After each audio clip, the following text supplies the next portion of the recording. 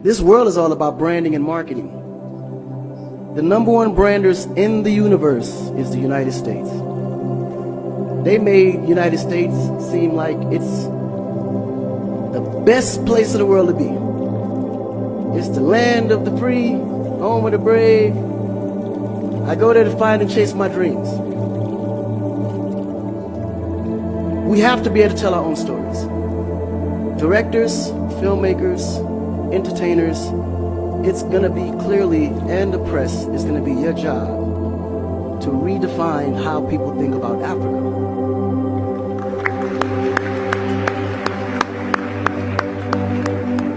Because you're here, you see what's going on. You clearly can see in a vivid picture the good, the bad, and the ugly.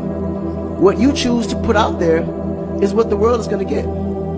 Because I can tell you right now, in Chicago alone, there's more people dying in Chicago than there was in the war in Iraq. But you would never see that. There's a lot of things that's happening in the US that you would never see because they choose to show you what they want you to see for.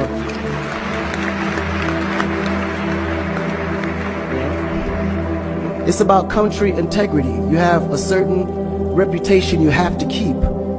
No one puts their family business out into the street. One of the problems we have in Africa is that when something happens, the press is quick to put out negative energy and quick to put out a negative story. And then that story goes onto internet and other broadcasting systems take it and they post it. So when you look at places like Kenya, for instance, that I know of, maybe 2 terrorist attacks, but it was everywhere. So now people was afraid to go to Kenya because somebody shot up the mall. But then when you look online, there was over 25,000 attacks in the US, but you only knew about maybe 5 or 6. So we have to really rebrand. And then when you look at how the world perceives Africa, they're right. You know, you see zebras, lions, tigers, bears. Oh my. You get to the point where you think Africa's just a big jungle. The images that they're showing of Africa is historical images. This is way before civilization. This is when they were still, battling with spears, like times of Shaka Zulu. No, I'm serious. But then when you look at the US, they're showing Superman, Batman,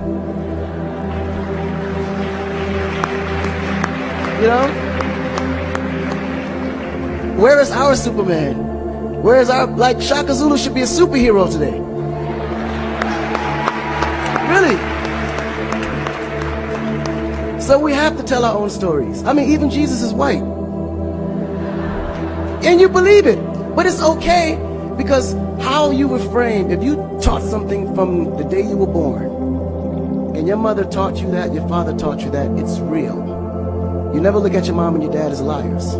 But their mother and father taught them the same thing because that's the kind of history that's put out for them to believe. Our history books in the US is all white American history, culture that's been borrowed from other nations. But Africa have to teach the same history of our ancestors, the great things that they have accomplished. And it's going to be the jobs of directors like yourself, filmmakers like yourself, to narrate that story. How do we want to be perceived? How do we want that story to be narrated to the rest of the world? This younger generation, we kind of figured it out. Because now, when you look at hip-hop in America, every rapper is rich. Gold chains, Bentleys, nice girls by the pool with bathing suits in this big mansion. And then, when the video's over, they get on their phone and call an Uber.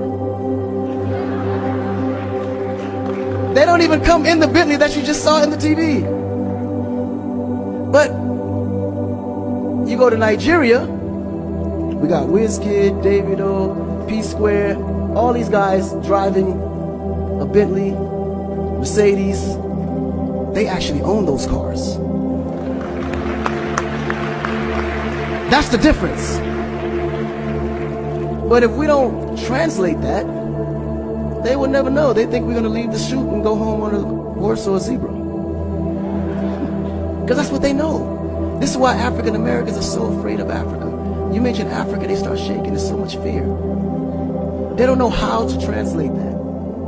it was just recent that people are now saying, yeah, man, you know what?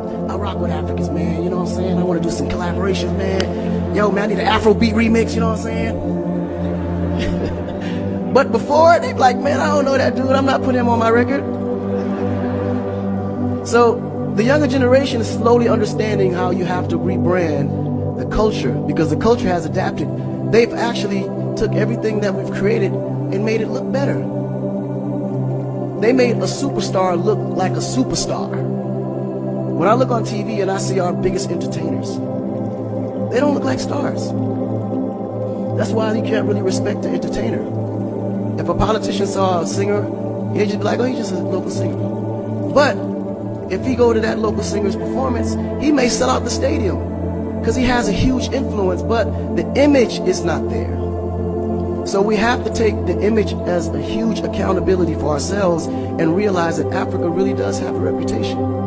But if we allow our stories to be told, our stories will be told according to their agenda on what they need to be able to benefit from Africa.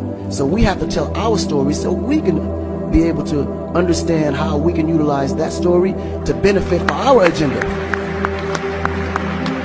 You know? So in closing, this job is for the entertainers, the filmmakers, the reporters, and anyone that creates content. We have to rebrand. And we have to rebrand it in the way that we see it and tell the story to where they can understand it, feel comfortable, and want to come here and invest. Right? To add to what Akon